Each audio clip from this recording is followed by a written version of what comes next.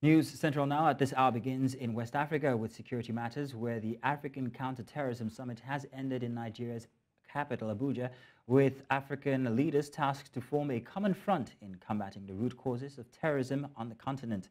Major General A.G. Laka, National Coordinator, National Counterterrorism Center, reiterated the commitment of African leaders to fighting the menace. For many years, we have pushed for greater cooperation to counter terrorism and tackle the proliferation of unregistered and untraceable small arms. There are 40 million small arms and light weapons under the control of non-state actors in Africa. The challenge of confronting terrorism is different in scale and design. We're fighting networks that know no boundaries or borders. The epicenter of terrorism has shifted from the Middle East and North Africa into sub-Saharan Africa, concentrated largely in the Sahel region. Terror cannot coexist in the same space as democracy and good governance. Such a force can stand as a strong deterrent to large-scale and protracted terrorist operations. Matters. Nigeria's former Minister of Aviation, Hadi Sirika, has been detained by the Anti-Graft Commission in connection with a money laundering investigation for 8 billion naira. And at approximately 1 p.m. local time on Tuesday, the former Minister of Aviation, who was indicted, made his appearance at the Federal Capital Territory Command of the Economic and Financial Crimes Commission. According to reports, Sirika met with EFCC investigators to respond to inquiries on purportedly fraudulent contracts that he granted to a business called Enjerius Nigeria Limited, which is owned by his younger sibling, Abubakar Sirika. Sirika had earlier discredited claims that the government spent $600,000 on the design of the logo after the carrier was unveiled at the Farnborough Air Show in London in July. Earlier, Executive Director, Center for Anti-Corruption and Open Leadership, Debo Adenira, spoke to us on this development. To actually encourage the fight against corruption at that level, because a lot of us saw the lies that underlie the unveiling of the so-called Nigerian Air, which was a hired, plane from Ethiopia that was only painted to Nigerian colors and could not even stand the test of time. So the way it has been, brought to the public discourse or the public domain, it shows that Nigerians know exactly what they want, and they know how to defend their rights to good governance and whatever they believe that has gone wrong with the question of Nigeria here. Definitely. We'll be back to Graft Matters in a moment, but for now, let's stay with the aviation sector. Now, let's let you know that the Federal Airports Authority of Nigeria has announced the reopening of the runway at Murtala Mohammed Airport in Lagos following a temporary closure caused by a Dana airplane skidding off the runway on Tuesday. This was disclosed in a press release signed by the Director of Public Affairs and Consumer Protection, Fan Obiageli Ora, on Wednesday. According to the statement, the Fan Operations Division and the Nigerian Airspace Management Agency have jointly inspected the runway surface and deemed it safe for the resumption of operations. Now, to discuss this, we are joined by General Secretary, Aviation Safety Roundtable, Olumide Ohunayo. Unfortunately, we're going to come back to our guest as we are unable to reach him at the moment. We'll be back with that. Now, back to Graft Matters now. The Economic and Financial Crimes Commission has warned the former governor of Kogi State, Yahaya Bello, to submit himself to the anti-graft agency, saying that there is no hiding place for him. The chairperson of the commission, while speaking to newsmen in Abuja, says that claims that the former governor was not invited by the commission are false and frivolous and an attempt to whip public sentiments. He says Bello has questions to answer over corruption allegations, and the commission is committed to ensuring that he gives a thorough explanation to the public. It was worse for him to have even run away that day. Because if he had surrendered himself or submitted himself to us that day, we wouldn't have declared him wanted. Do you know the implication of somebody being declared wanted? Usually we do quarter of a page, but because of his attitude, we have to do full page. I wouldn't mind using my salary. He's been watch listed all over the world. He can only run. They said there's no law in this country that we are following. Let all of us declare that we are a state of barrier. Everybody go and do what they like. Like I said, I don't mind the outcome of this case, but the right thing must be done. If we don't see this case through, I won't have any moral right to accuse anybody of. Meanwhile, the absence of the immediate past governor of Kogi State, Yahaya Bello, at the Federal High Court in Abuja has stalled his arraignment for the second time, as counsels to the former governor says his rights to fair hearing has been infringed on. Bello, who is facing 19-count charges on money laundering to the tune of over 80 billion naira, was represented by his counsel Abdul Wahab Mohammed, who told the court that his client has not been served the notice of his charge before a warrant of arrest was obtained against him, thus urging the courts to set aside the warrant. Idong Joseph reports. It was supposed to be the arraignment of the former governor of Kogi State, Yahaya Bello, over allegations of money laundering and misappropriation of public funds amounting to 80.2 billion naira. However, the former governor was absent as his counsel complained that the warrant of arrest obtained against his client was responsible for his absence, alleging that he might not have a fair hearing. Yahaya Bello's counsel told the court that his client was not served a notice of the charge against him before obtaining a warrant for his arrest. He asked the court to set aside the warrant for arrest on his client to enable him appear in court in person.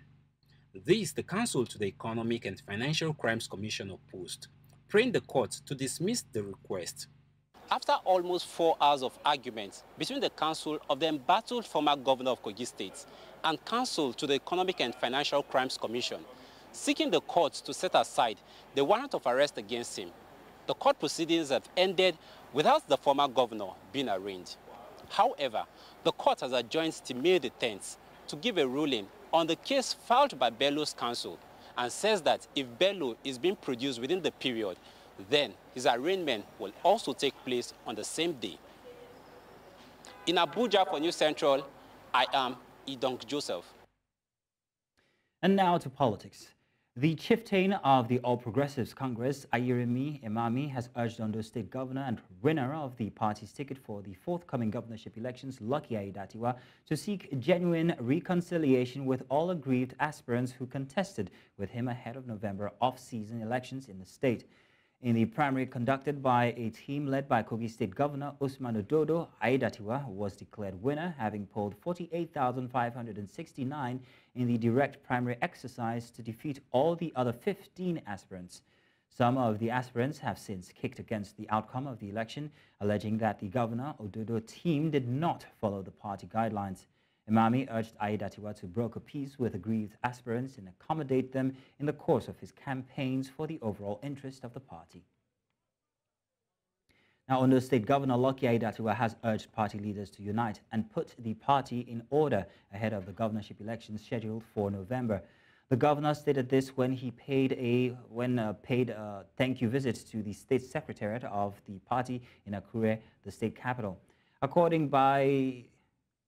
Accompanied by some party leaders and a crowd of jubilant supporters, the governor received cheers from residents as his motorcade made his way to the party office. He was received by members of the State Working Committee of the party led by the state chairman, Ade Timilei, who said the visit was a sign of unity within the party. We now head to River State, where the governor of River State, Siminalayi Fubara, has approved a minor cabinet reshuffle. This was disclosed in a statement by the secretary to the River State government, Dr. Tammy Danagogo, on Tuesday. Former Attorney General and Commissioner for Justice Zacchaeus Dango has been deployed to the Ministry of Special Duties, while former Commissioner for Finance, Barrister Isaac Kamalu, is now deployed to the Ministry of Employment Generation and Economic Empowerment. The two have been directed to hand over to their respective permanent secretaries immediately. The redeployment takes immediate effect. Earlier, political commentator Godswill Jumbo shared with us his thoughts on the political happenings in River State. We know the position of the law in this country is very clear. The people who are amending and re-amending and putting up all that drama legally are no more members of the River State House of Assembly. And I would always say it again and again that the media should recuse itself from recognizing institutions, individuals who are legally non-existent in a way that projects the media to be an enabler, an entrencher of illegality. Those lawmakers, former lawmakers, by their own action, by their own volition, have ceased to be lawmakers.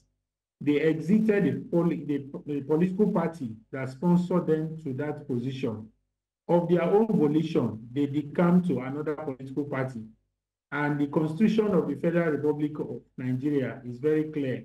And this has been, contested up to the level of the Supreme Court. And the Supreme Court has upheld the sanctity of that aspect of the Constitution, that when you are sponsored by Party A to an office, and while in that office, you decamp to Party B, automatically, without a court case, without a sack letter, without anything, you lose that office. Now, energy stakeholders have called for a multi-tier electricity market, saying this will spur the growth of the nation's power sector. This was during a two-day National Assembly Power Stakeholders Interactive Dialogue in Abuja, where they expressed worry over the lack of growth of Nigeria's power sector, saying this is stifling the growth of the nation's economy. Amadin Uyi reports. Despite privatization of Nigeria's power sector, many admit this has not made any visible progress, with stakeholders saying it continues to grapple with one crisis or the other. The Nigerian power sector has grappled with challenges that have stifled its growth and hampered its efficiency. These challenges include inadequate generation capacity, dilapidated infrastructure, as was kindly mentioned by the Right Honorable Chairman, Minister, frequent disruptions in power supply, and financial inefficiencies. In Nigeria, there is widespread recognition that we are underperforming across all four pillars of providing electricity supply that is reliable, affordable, environmentally sustainable, and available to all Nigerians. Indeed, by some estimates, less than 20% of Nigerians have access to reliable energy of more than 12 hours per day.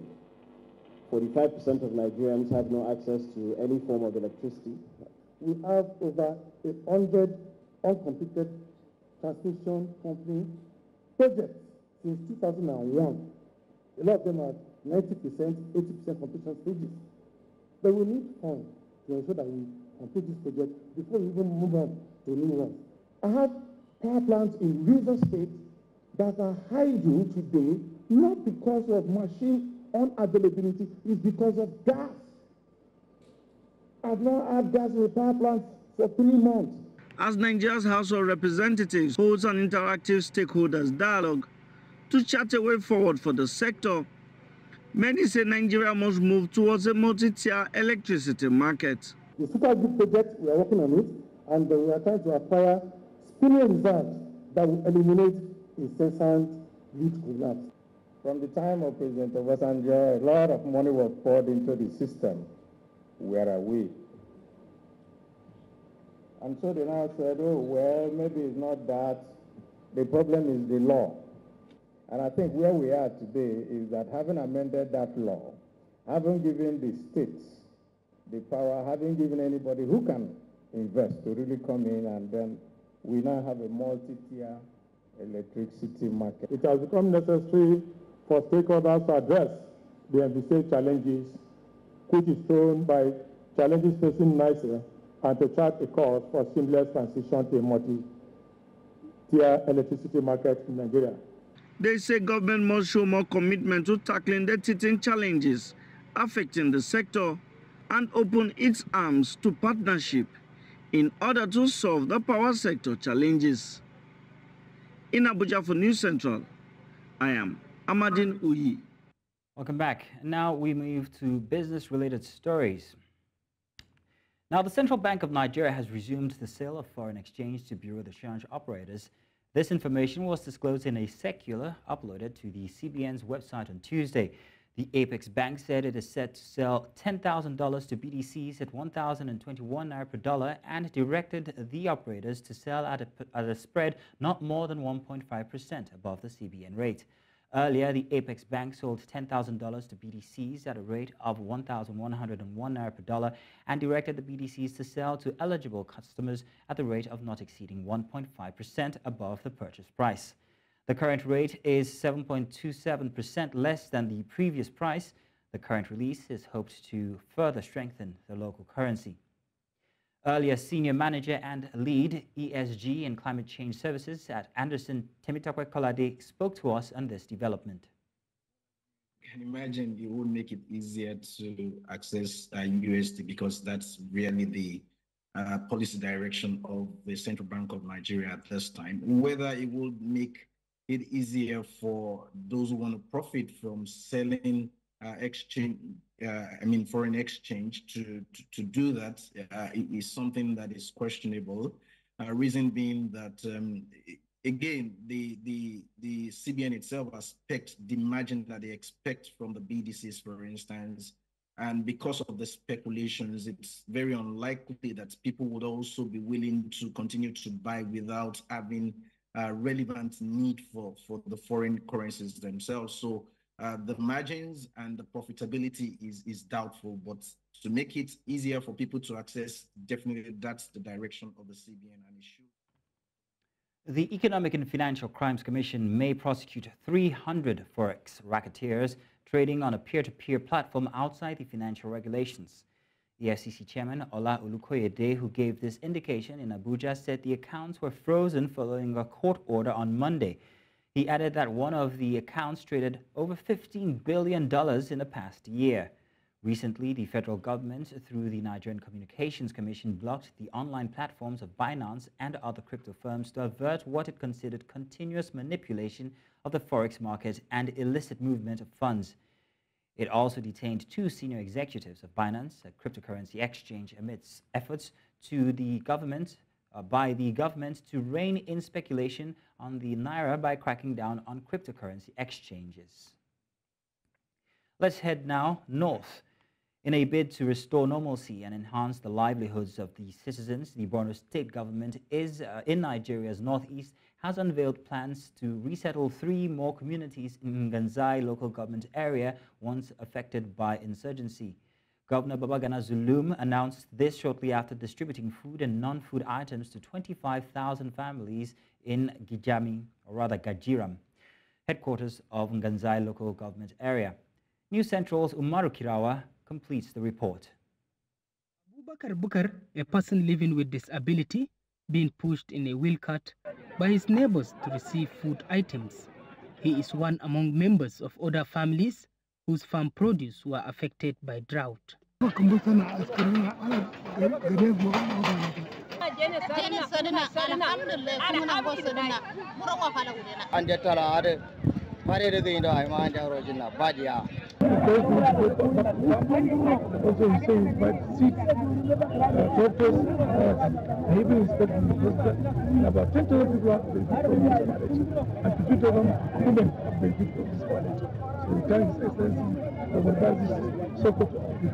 The aim of the food distribution initiative is to build resilience within the local communities and address food security challenges. These rights that we are given out now is from the federal government of Nigeria. And I want to commend Tinubu's administration. I want to commend the Northeast Development Commission for this support.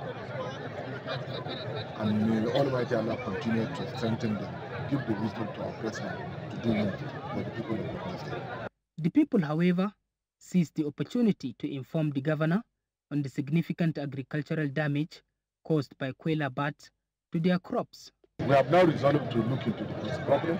We are trying to identify the hideouts and then deploy technology, aerospace, spread. So inshallah we shall invest, because this is one of the items this is one of the problems that militating against the production of petrol in this area. The governor emphasized the government's commitment to prioritize the welfare of its citizens and create an enabling environment for them to rebuild their lives.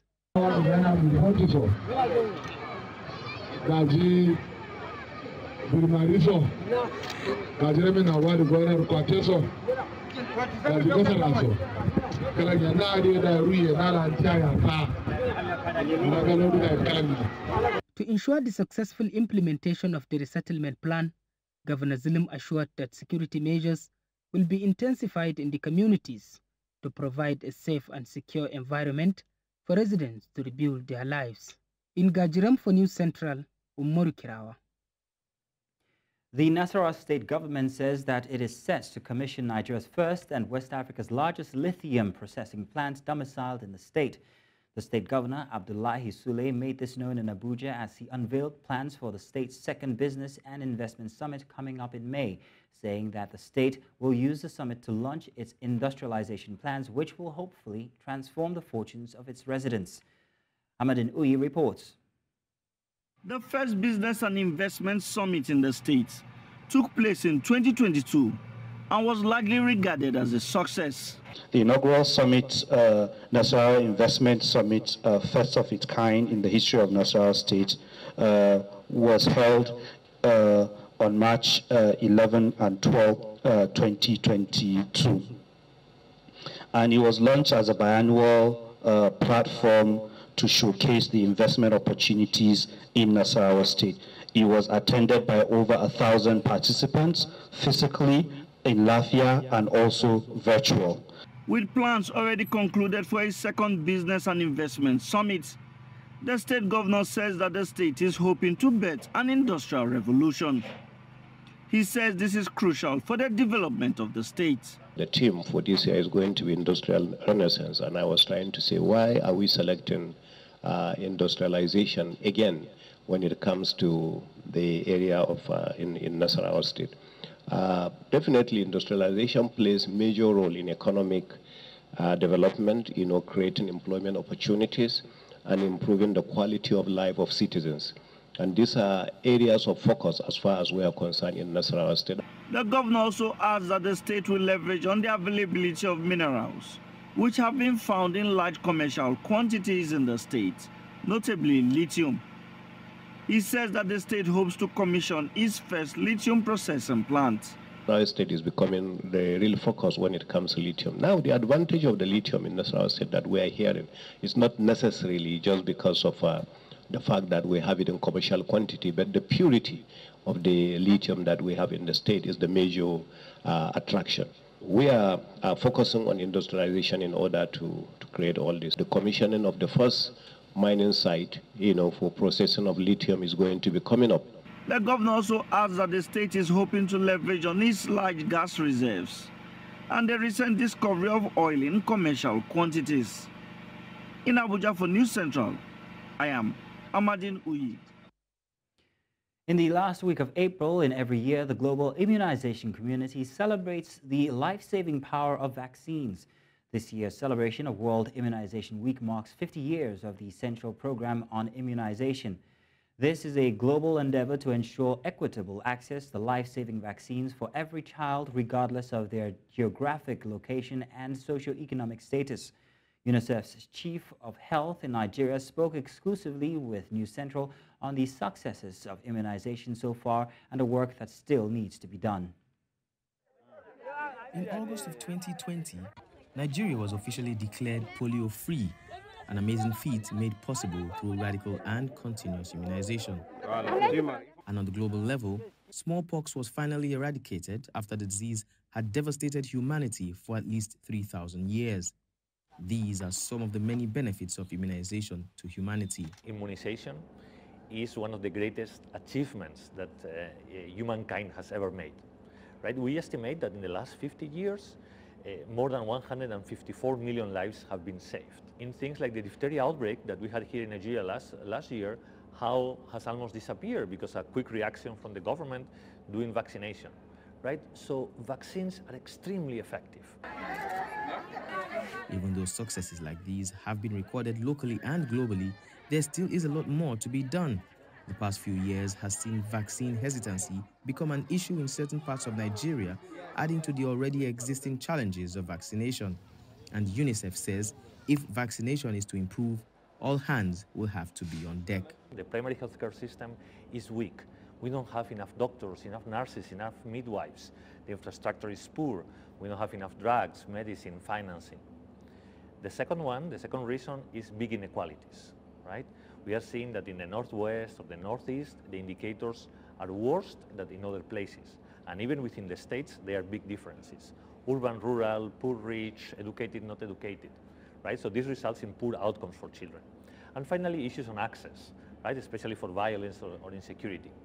World Immunization Week, which is celebrated in the last week of April, aims to highlight the collective action needed and to promote the use of vaccines to protect people of all ages against diseases. The theme for this year's week is Humanly Possible, Saving Lives Through Immunization. We need to fall back again in love with the vaccines. When we were children, our parents were vaccinating us. Now people are not so keen into that. So this is the narrative we need to change, how we can ensure that people can vaccinate again their children, showing that we still love immunization. The World Health Organization hopes that with proper awareness and the joint effort of all involved, the decline in vaccination witnessed during the pandemic and most recently can be improved upon so a million more lives can be saved through immunization. In Lagos for News Central, I'm Bernard Akide. As the global community celebrates the 2024 World Book Day, there is a renewed call for the promotion of reading culture in Nigeria. With the theme for this year's celebration being Read Your Way, experts emphasize the need to imbibe the culture of reading from an early age. News Central's Omolola Ololade visited one of the primary schools in Lagos to assess the pupils' reading culture. Details in this report. One would think that the rise in the number of digital devices and social media have eroded the culture of reading, but for pupils of this school, the reverse is the case. They say reading is fun. The most interesting book I ever read was The Three Little Pigs. It is interesting because of it entertains me and it teaches me moral lessons. The most interesting book I ever read was Artie the Homeless Puppy. It improved me to write storybook. Who are they, mother? Asked his sister. Many Nigerian schools prioritize academic reading over reading for pleasure, which can lead to a lack of interest in reading outside of academic requirements, hence creating a poor reading habit among the people. However, tutors say they are convinced that the reading culture has improved tremendously as they are beginning to see a new generation of readers. It is during these early years that we can capture all these children. So once their early years foundation is is brought up in the right way, so we are going to see that their reading culture is going to improve. We've really improved in our reading culture. I will use our school as an example because my boss has a mobile library which she uses to go to different schools. She teaches them how to read, and I think it's going. If she can do more of that, it will go viral. Encouraging reading habits can be a significant challenge, but experts believe there are several ways that individuals and organizations, including the government, can promote the culture of reading in the country. The government and the people need to begin to equip stations, just small station of a library.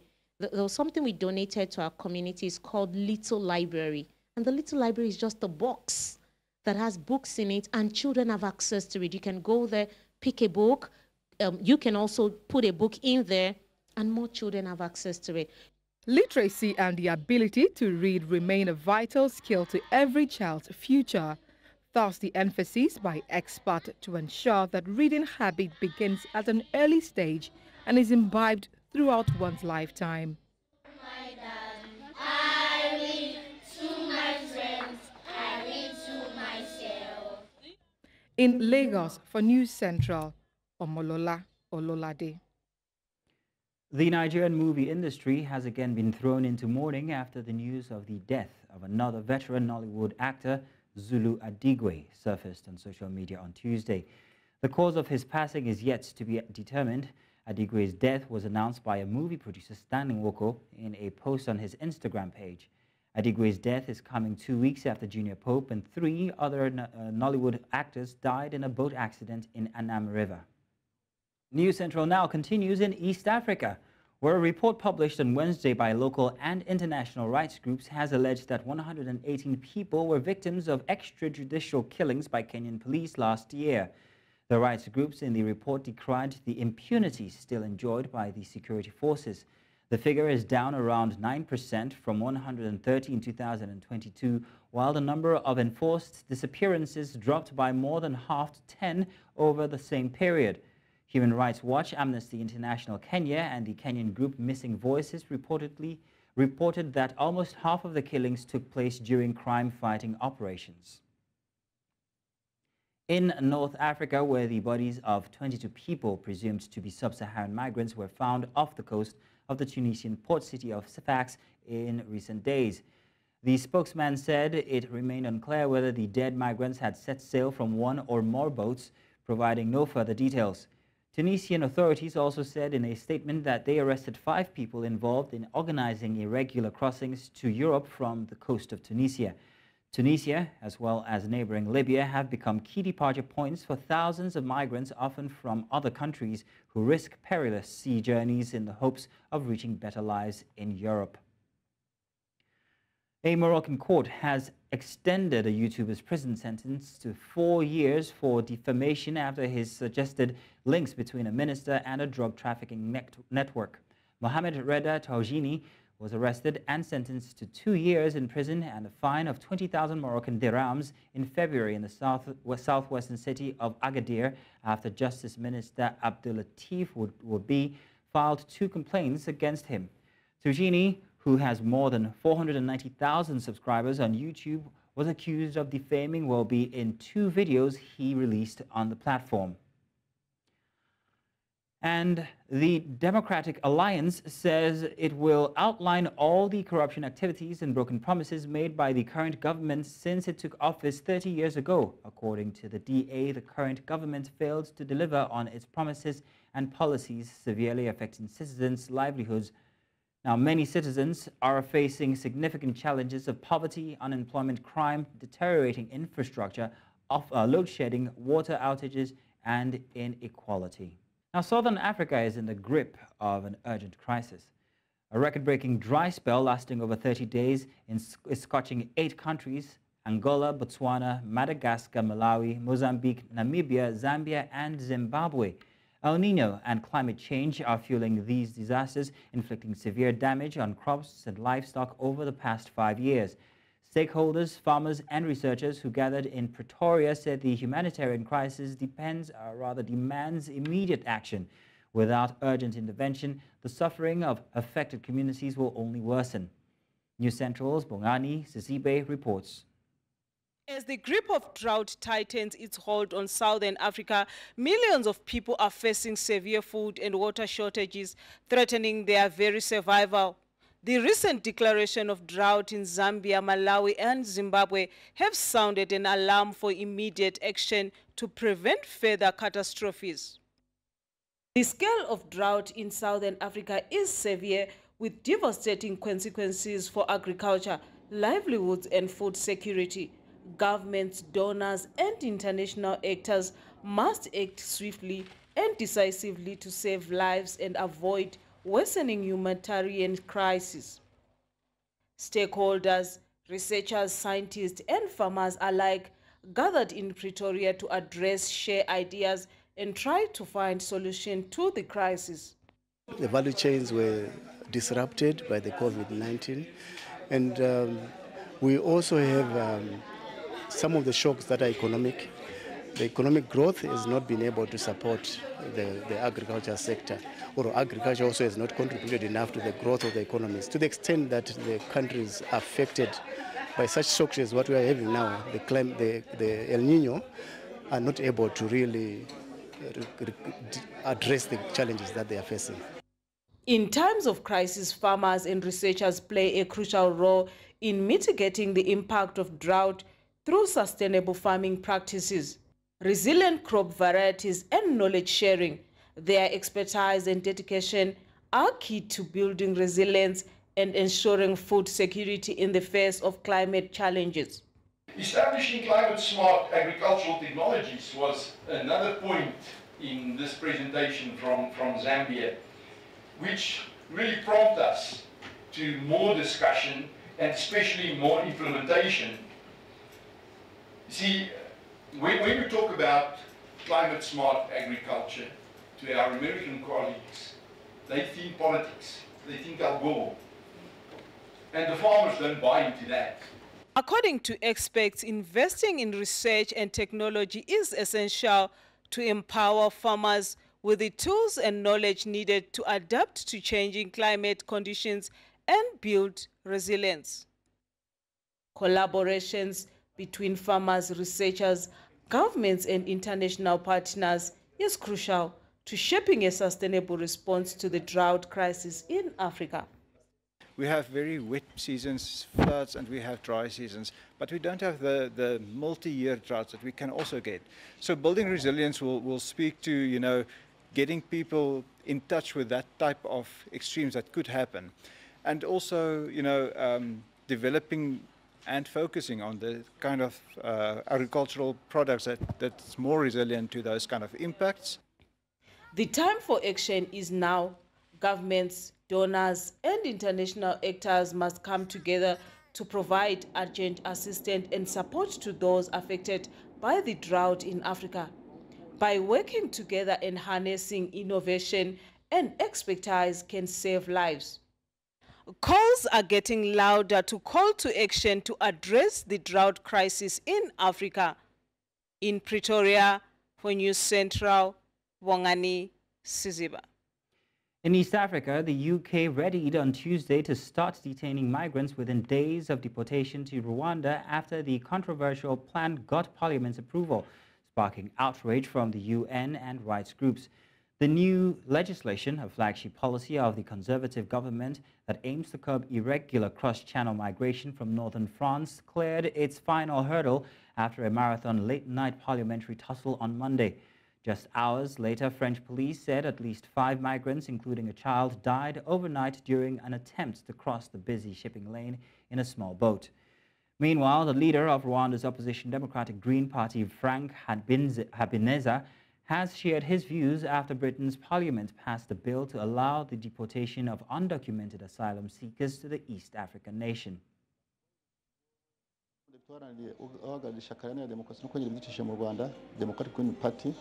ndetse na mugenzi wanjye nabure Nezimana Jean Claude ntabwo twabitoye byaje no muri Sena na senateri wacu Alex Mugisha nawe ntabwo yabitoye so navuga ko twebwe nk'ishaka ryacu n'ubundi twafashe umwanzuro wo kutashyikira uwo mushinga w'itegeko cyangwa se iyo gahunda yo kuzana bimukira mu Rwanda kubera impamvu nyinshi twagaragaje twebwe n'ubundi ntabwo twabyishimye ariko kubera ko ari itegeko ryatowe mu Rwanda ariko ritowe no mu Bwongereza turabyubaha kubera ko ari itegeko none icyo tusaba nuko uburenganzira bw'ibanze bwa muntu cyita fundamental human rights bwakubahirizwa ndetse n'inzira zose z'amategeko nazo zukubahirizwa cyita legal procedures abantu uko bazazanwa bageze mu Rwanda bakafatwa neza uburenganzira bwabo bwose twe dushikiye ku Rwanda rwakwakira impunzi zije zishaka kugana u Rwanda ariko zitagana u Rwanda zigana ikindi gihugu nkaziya zahisemo kwigira mu Bwongereza ntabwo ari impunzi zacu ni impunzi z'Ubwongereza n'Ubwongereza bugomba kuzakira kuko ntabwo ari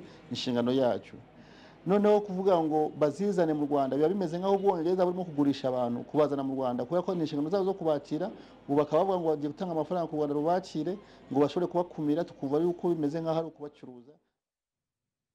Let's do a quick break now, and when we get back, more inside this hour. The Nigerian federal government has signed the consolidated guidelines for fiscal incentives in the oil and gas sector. Coordinated by the Minister of Finance, Wale Edun, the ceremony in Abuja included stakeholders such as NNPC, OPTS, and IPPG, highlighting Nigeria's unified approach to reinvigorating the industry. These guidelines support the presidential directive to enhance global competitiveness and stimulate economic growth. Developed in collaboration with regulatory bodies like FIRS, NUPRC, and NMDPRA, they aim to attract over $10 billion in investments within 12 to 18 months. The guidelines align with Nigeria's target of 4 million barrels per day and bolstering gas supply for export earnings and industrialization.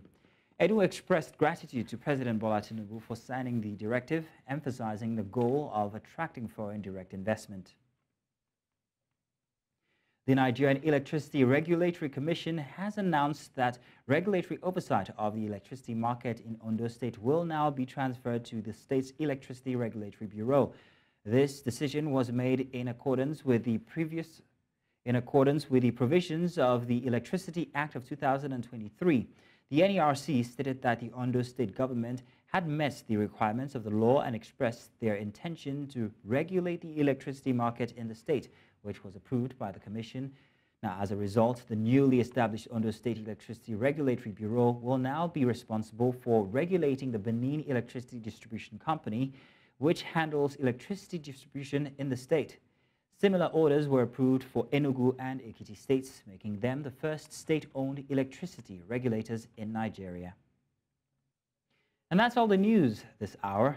But before we go, let's take another look at some of the major stories. African leaders reiterate pledge to combating terrorism as Abuja summit ends. Federal Airports Authority of Nigeria reopens Lagos Airport runway. South Africa's Opposition Democratic Alliance outlines 30 years of ANC's broken promises. Now, do remember to send your eyewitness reports to the WhatsApp number displayed on your screen now. And do follow us on social media. We are at News Central TV. You can watch News Central live on DSTV channel 422, StarTimes channel 274, Avo TV, and of course on YouTube. Many thanks for watching. My name is Mazino Appeal.